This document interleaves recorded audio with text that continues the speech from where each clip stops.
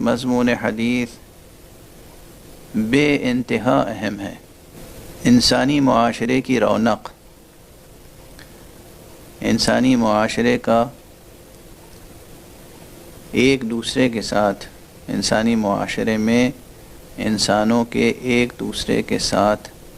رشتوں کا استحکام اور رشتوں کا حسن اور زندگی کی رونق اس میں مضمر ہے۔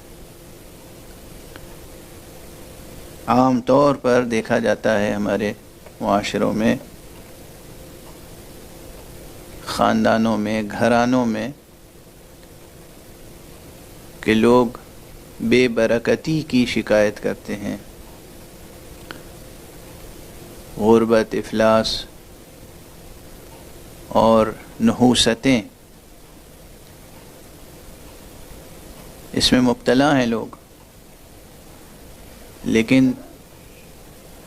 ان نحوستوں سے، غربتوں اور افلاس سے نجات پانے کے لیے بجائے اس کے کہ لوگ منفی طریقے استعمال کریں، میں بہت سنبھل کے کہنا چاہتا ہوں لیکن بات ادا ہو نہیں پاتی اور واضح نہیں ہو پاتی۔ عموماً لوگ جب رزق میں تنگی اور زندگی میں وحشت و ویرانی اور نحوستوں کا احساس کرتے ہیں تو ایک عام سی بات ہو گئی ہے، فوراً کہتے ہیں کسی نے کچھ کر دیا ہے، کوئی سحر ہے، کوئی جادو ہے، کسی نے باندھ دیا ہے، قسمت باندھ دی ہے، وغیرہ وغیرہ۔ اور پھر اس سے بچنے کے لیے اور دور کرنے کے لیے اسے کمزور طریقے اختیار کرتے ہیں۔ دعا کی اہمیت اپنی جگہ ہے، تعویذ کی جو شرعی تعویذیں ہیں ان کی اپنی جگہ اہمیت ہے، لیکن عام طور پر جو ایک بازار لگا ہوا ہے دعاؤں، تعویذوں کا اور معالجات روحانیات کا، جس میں کوئی گہرائی اور اصالت نہیں ہے، اس سے بچیں اور وہ طریقے اختیار کریں جو اللہ نے اور اللہ کے رسول نے بتائے ہیں اور جو سچے اور اصلی طریقے ہیں۔ زندگی میں رونق، زندگی میں برکت، زندگی کے رشتوں میں حسن، تازگی، طراوت اور استحکام پیدا کرنے کے لیے، زندگی کو سرسبز و شاداب بنانے کے لیے سب سے بڑا اصول صلہ رحم ہے، سب سے بڑا طریقہ کار صلہ رحم ہے۔ صلہ رحم اور آپس میں حسن سلوک، چنانچہ قرآن مجید کی آیتوں میں اس بات پہ زور دیا گیا ہے۔ بے شمار حدیثیں اس مضمون کی ہیں، لیکن اس وقت میں صرف اس ایک حدیث کو آپ حضرات کی خدمت میں پیش کر رہا ہوں۔ صل من قطعک، حضور کا حکم ہے، گویا یہ صل صیغہ امر ہے، جو تم سے رشتہ توڑے تم اس سے رشتہ جوڑو۔ صل، تم صلہ رحمی کرو،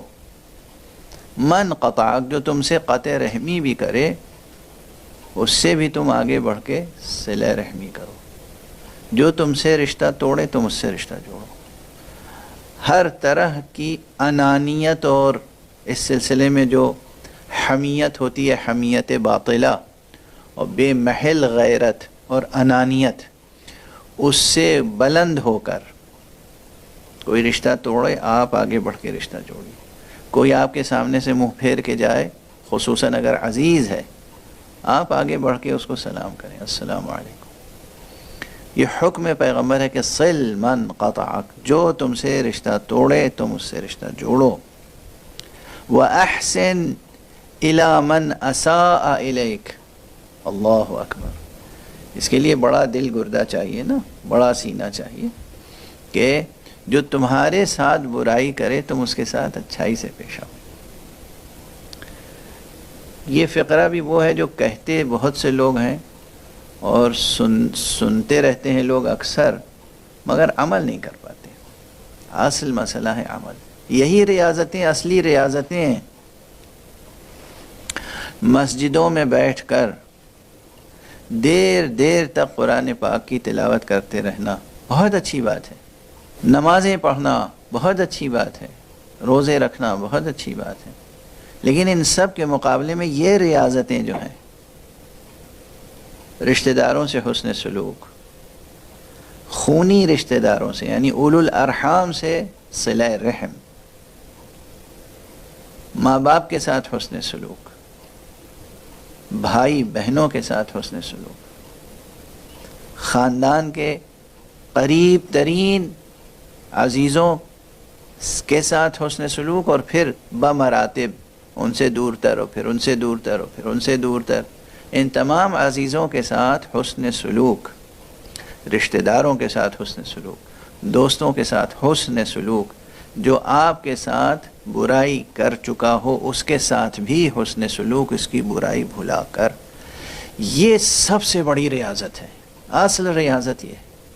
اور وہ بھی اس نیت سے نہیں کہ ہمیں معاشرے میں نیک نامی نصیب ہو، اس نیت سے کہ یہ حکم خدا ہے، حکم رسول ہے، اللہ راضی ہو، مصطفیٰ صلی اللہ علیہ وآلہ وسلم خوش ہوں، اور ان کی ہمیں شفاعت نصیب ہو۔ کسی نے ہمارے ساتھ برائی کی، ہم اس کے ساتھ اس نیت کے ساتھ، اس جذبے کے ساتھ، اس انٹینشن کے ساتھ جا کر حسن سلوک کریں کہ یہ تو رسول اللہ کا حکم ہے جو میں بجا لا رہا ہوں، چونکہ حضور نے کہا اس لیے میں کر رہا ہوں کہ اس نے میرے ساتھ برائی کی تو مجھے اب اس کے ساتھ اچھائی کرنی ہے، تاکہ حضور خوش ہو جائیں اور وہ یہ دیکھیں، ملاحظہ فرمائیں کہ اس نے میرے کہے پر عمل کیا، اپنی انانیت کو اس نے درمیان میں آڑے نہیں آنے دیا، اس نے اپنی انانیت کو قتل کر دیا، قربان کر دیا میری خاطر سے، میرے حکم کی خاطر سے۔ یہ وہ ریاضت ہے جو بہت مشکل ہے اور بہت کم لوگ کر پاتے ہیں، لیکن اگر کوئی کر لے تو اس کا انعام اس زندگی میں بھی ملے گا، یہ دنیا بہشت بنے گی اس کے لیے،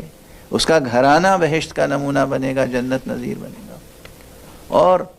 برزخ میں اور آخرت میں، قیامت میں اور قیامت کے بعد تو اس کے لیے خیر جنتیں ہیں ہی، ایک دو جنت نہیں، جنتیں ہیں، پروردگار کی طرف سے اتنے انعامات ہیں کہ نہ پوچھیے۔ صلہ رحم اور قطع رحم کے تعلق سے ائمہ اہل بیت علیہم الصلاۃ والسلام کی طرف سے ایک یہ مضمون بھی آپ حضرات تک پہنچا دوں، معصوم سے ہے کہ اگر کوئی شخص بلا سبب شرعی قطع رحم کرتا ہے، کسی اپنے عزیز سے، خونی رشتہ دار سے قطع تعلق کر لیتا ہے، تو اس کی 30 سال عمر گھٹ جاتی ہے، اور اسی کے برعکس اگر کوئی شخص صلہ رحم کرتا ہے تو اس کی عمر 30 سال بڑھ جاتی ہے، اللہ اس کی عمر میں برکت عطا فرماتا ہے۔ اور اسی نسبت سے جس طرح عمر میں برکت عطا فرماتا ہے، صلہ رحم کے صلے میں پروردگار اس کے رزق میں، اس کی روزی میں بھی برکت عطا فرماتا ہے۔ تو یہ ایک عمل ایسا ہے کہ جو ہزارہاں عبادتوں پر بھاری ہے، اور اس لیے میں اس حدیث کو پیش کر رہا ہوں آپ حضرات کی خدمت میں۔ یہ شب و روز وہ ہیں کہ جس میں حضور علیہ الصلاۃ والسلام کے ارشادات پر عمل اور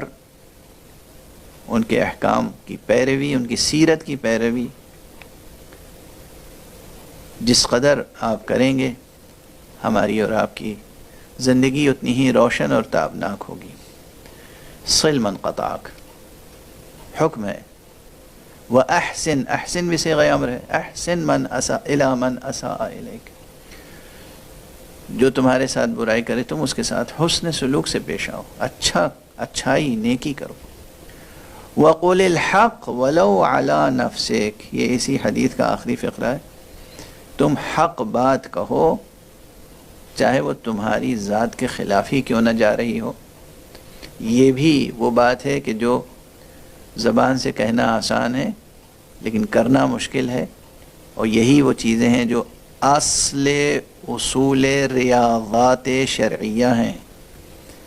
لوگ ریاضتوں کو سمجھتے ہیں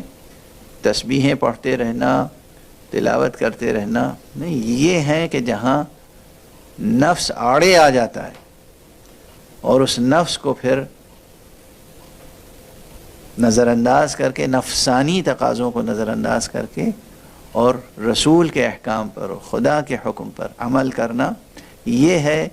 ریاضت، یہ سیر و سلوک کی جان ہے۔ سیر و سلوک صرف اعتکاف میں نہیں ہے کہ مسجد میں اعتکاف کر لیا جائے۔ سیر و سلوک صرف یہ نہیں ہے کہ پوری دنیا سے رشتہ توڑ کے بیٹھ کے قرآن مجید کی تلاوت کرتے رہیں، آپ پوری دنیا کے معاملات سے روگردانی کر لیں اور صرف نمازیں پڑھتے رہیں۔ نماز کی اپنی عظمت ہے، تلاوت کی اپنی عظمت ہے، تسبیحیں پڑھنے کی اپنی عظمت ہے، حمد الہی، تحمید، تہلیل، تمجید، تسبیح، سب کی اپنی اپنی اہمیت ہے، لیکن عملاً سیر و سلوک عملی اور ریاضات عملی میں اہمیت اس بات کی ہے کہ صلہ رحم میں کوئی کمی نہ آئے، حسن سلوک میں کوئی کمی نہ آئے، اور انسان حق بولے چاہے اس کے نفس کے خلاف ہی کیوں نہ ہو۔